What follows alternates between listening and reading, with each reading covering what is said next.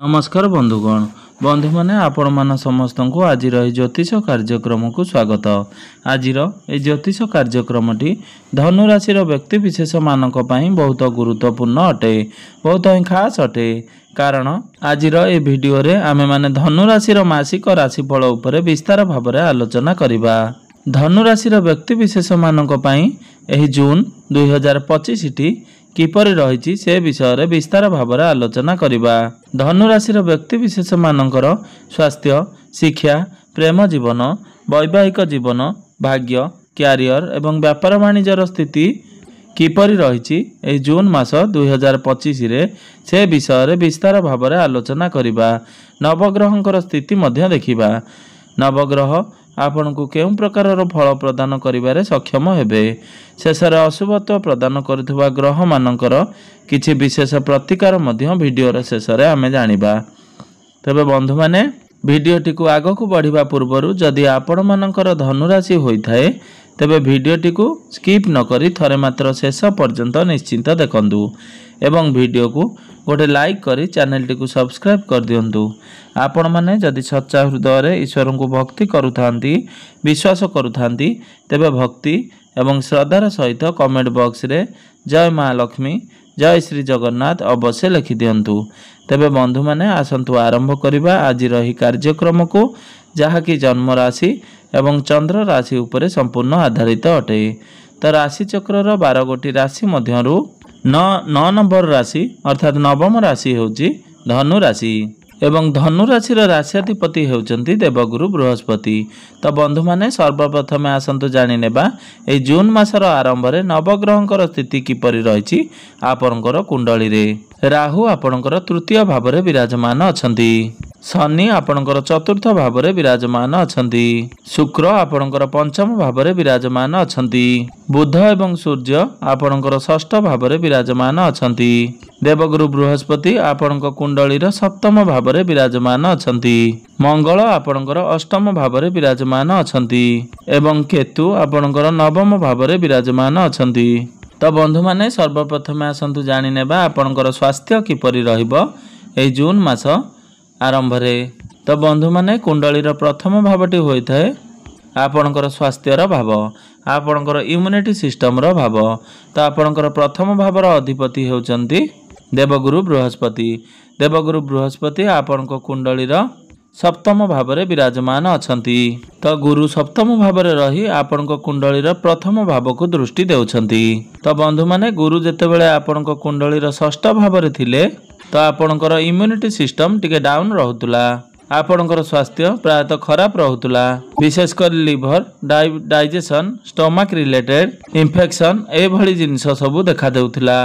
तेबे वर्तमान आपण ए सबुरु बाहरी आसीबे, आपनकर स्वास्थ्य रे सुधार आसीबो, आपण निज जीवन रे एक बहुत बड़ परिवर्तन देखिबा को पाइबे। एबे आसंतु जानि नेबा आपनकर शिक्षा क्षेत्र किपरि रहिबो ए जून मास 2025 रे। विद्यार्थी मानक पई किपरि रहिबो ए जून मासटी। तो बंधु माने कुंडली पंचम भावटी होइथाय आपनकर शिक्षार भाव। तो आपनकर पंचम भावर अधिपति होचंती मंगल। मंगल जे कि आपनकर कुंडली अष्टम भाव में विराजमान अछंती एवं 7 जून को मंगल आपनकर नवम भाव को चलन करिवे। तेबे आपनकर पंचम भाव में विराजमान अछंती शुक्र। तेबे 7 जून परे आपनकर पाठपढ़ा रिलेटेड कोनोसी भी निष्पत्ति नेउछंती तो आपनक पई ताहा बहुत भलो रहिबो।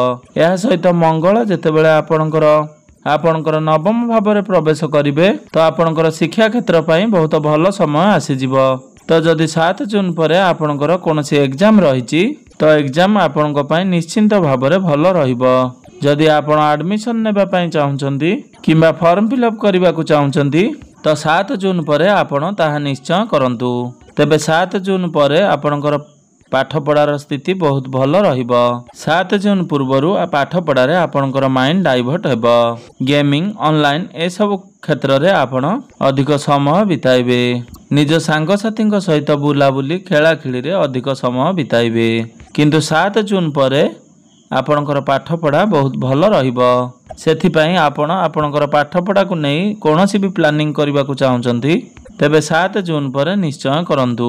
एबे आसंतु जानि नेबा आपणकर प्रेम जीवन किपरि रहिबो एही जून मास 2025 रे।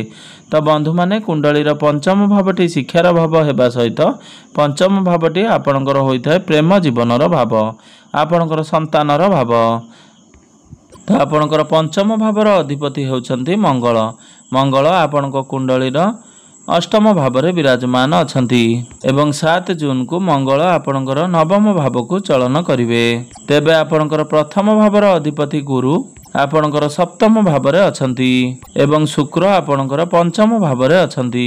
तेबे प्रेम जीवन एही जून मासरे बहुत भल रहिबो, कारण समस्त प्रमुख ग्रह मानकर स्थिति बहुत भल रहुची।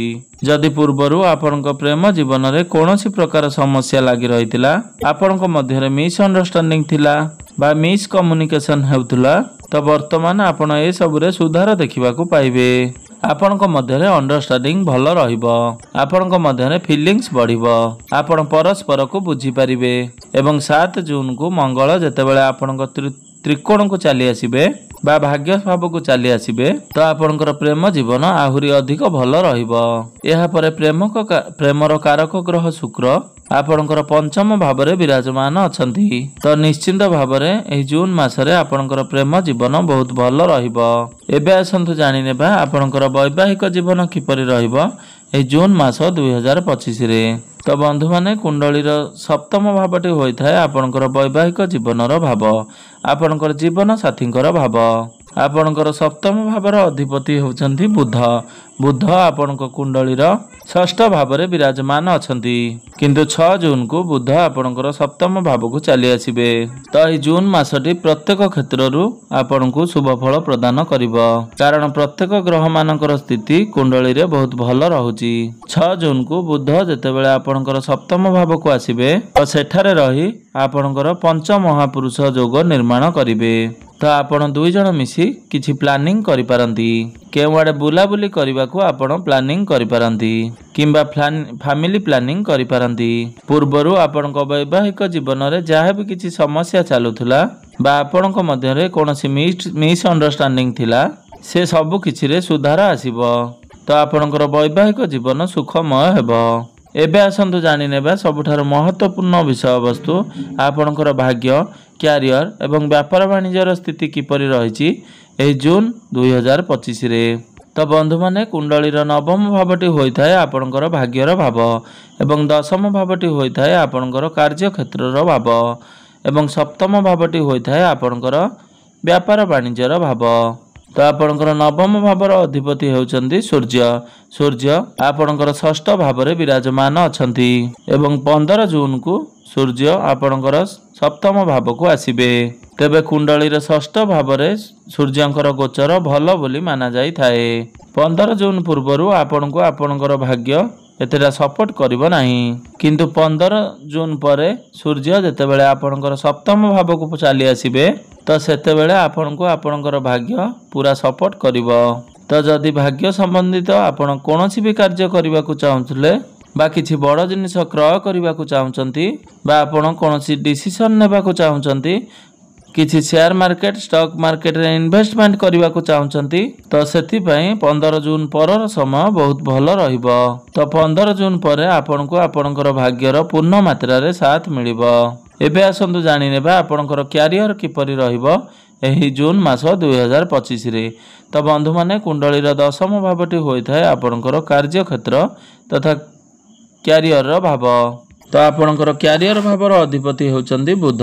बुध आपणक कुंडलीर षष्ठ भावरे विराजमान अछंती एवं 6 जून को बुध आपणकर सप्तम भाव को चली आसीबे।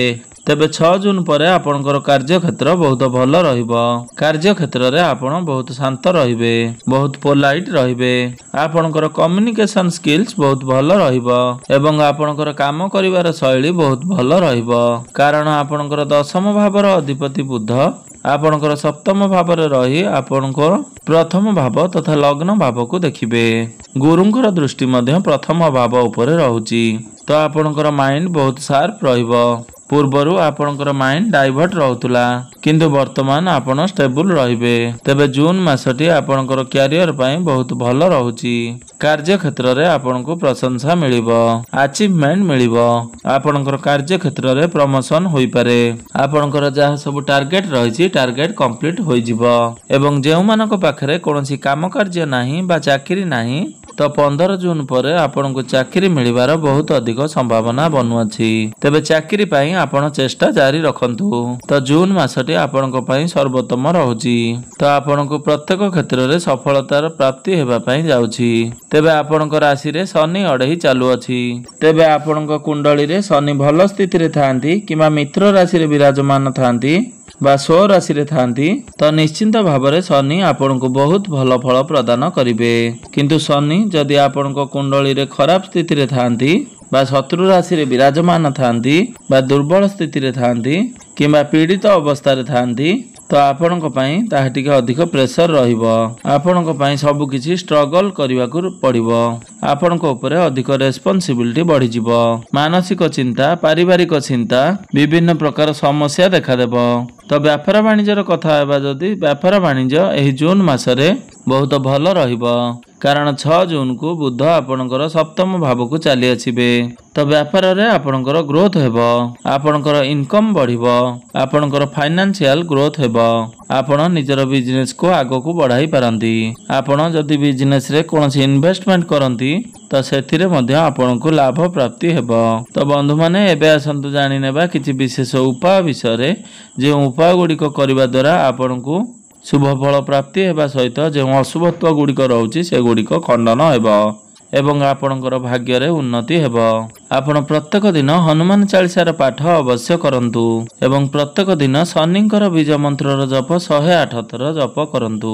तो जेहेतु आपणकर राशि रे शनि अढेई चालू अछि तेबे शनिंकर दुष्प्रभाव को कम करिबा पई तो प्रत्येक दिन आपण शनिंकर बीज मंत्रर जप 108 थर अवश्य करंतु एवं प्रत्येक दिन हनुमान चालीसार पाठ अवश्य करंतु एवं प्रत्येक दिन उदित सूर्य को तंबा पात्र रे जलार्घ्य अर्पण करंतु एवं प्रत्येक दिन संध्या समय रे चंद्रमांकर बीज मंत्रर जप 108 थर करंतु किंबा आपण चाहिले गुरुंकर बीज मंत्रर जप 108 थर जप करि पारिबे।